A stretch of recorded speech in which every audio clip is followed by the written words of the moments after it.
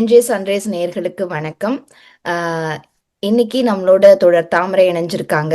ஆஹ் இன்னைக்கு நாம என்ன பேச போறோம் தோழர் தாமரை? வணக்கம், எப்படி இருக்கிறீங்க? வணக்கம், எப்படி இருக்கீங்க? ஆம், இன்னைக்கு வந்து நம்ம முக்கியமான மூணு விஷயங்கள் பேச போறோம். ஒண்ணு வந்து ட்ரவுசி டிரைவிங், அதாவது அதாவது தூக்க கலக்கத்தில் வண்டி ஓட்டுறது. இன்னொன்னு ஸ்னோ டிரைவிங், அதாவது ஆம், பனி பனிப்பொழிவில் வண்டி ஓட்டுவது.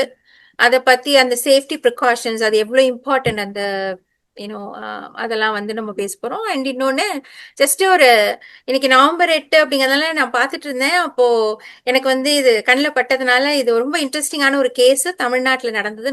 1940s நடந்தது. லக்ஷ்மிகாந்தன் கொலை வழக்கு அப்படின்னு சொல்லுவாங்க. அதை பத்தி பேசும். சூப்பர் தோழர். மூணு டாபிக்குமே ரொம்ப இம்பார்ட்டன்ட் அப்படின்னு நான் நினைக்கிறேன். நம்ம முதல்ல வந்து லக்ஷ்மிகாந்தன் கொலை வழக்குல இருந்தே தொடங்குவோம்.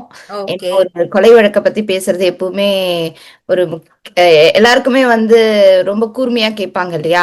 அது ரொம்ப முக்கியம். வந்து அதுல குற்றவாளிகளே இன்னும் கண்டுபிடிக்கப்படல. அதுதான் அந்த கேஸ் அதேதான். ஒரு ஹைலைட்.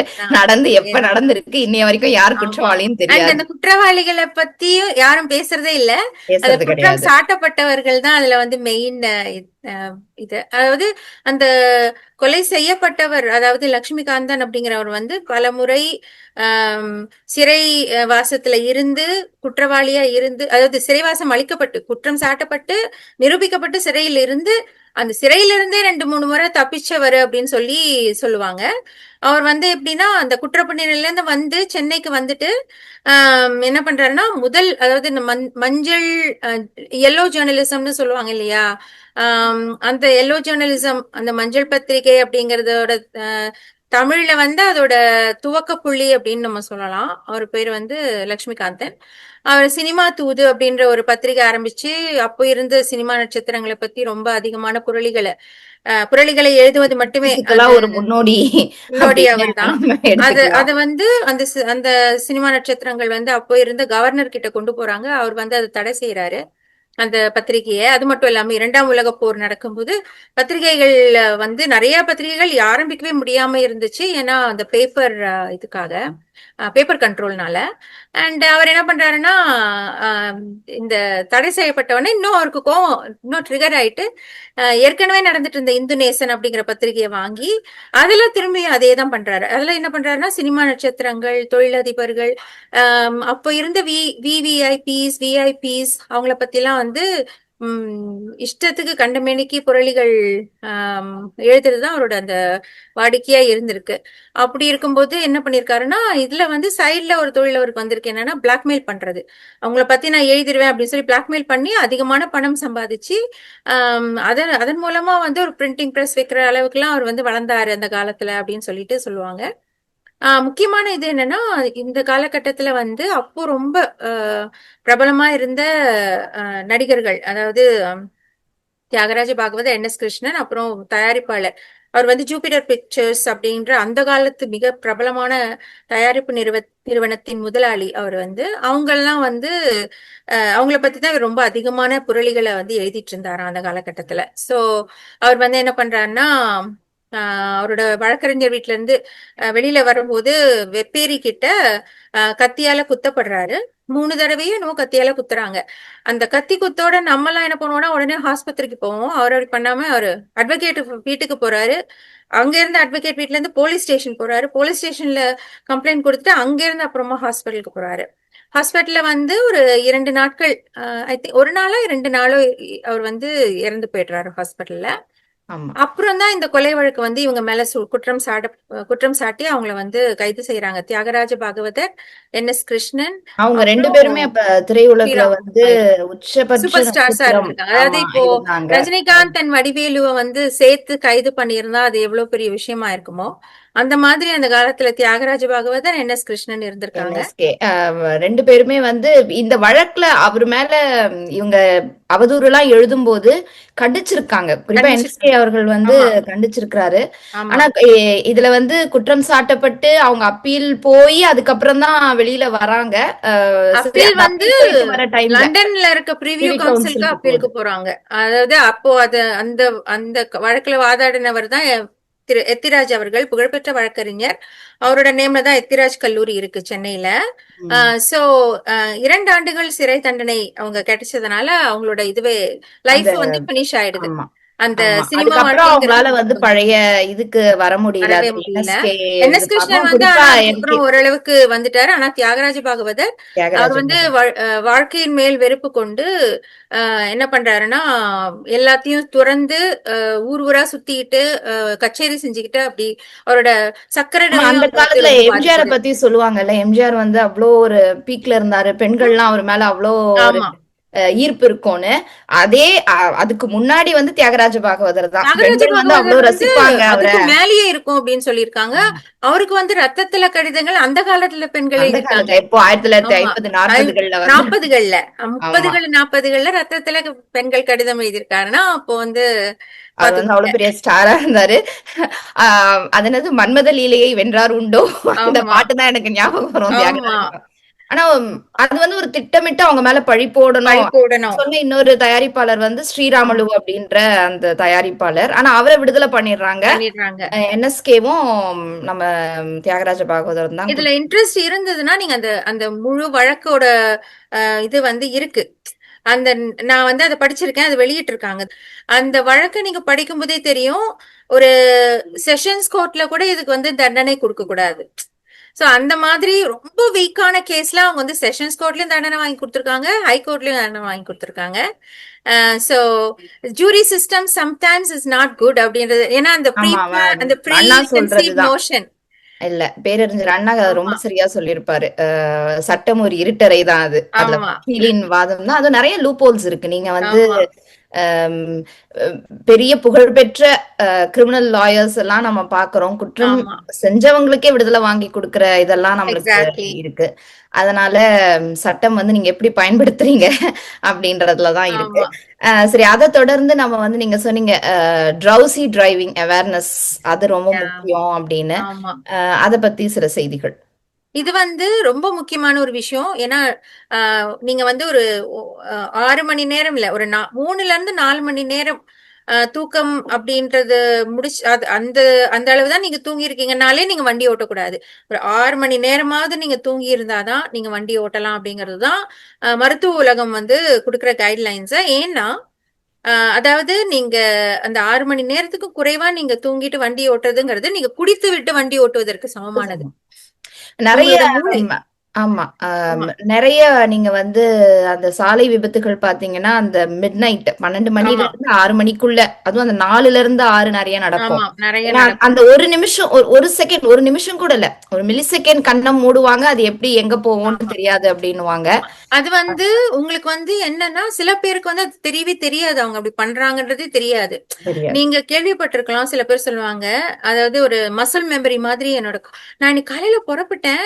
நான் எப்படி வேலைக்கு வந்து சேர்ந்தேன்னே தெரியல. மசில் மெமரி மாரி என் கார் வந்து நிக்குது. நான் டக்குன்னு பார்த்தா நான் பார்க்கிங் லாட்ல இருக்கேன் அப்படின்னு சொல்லுவாங்க.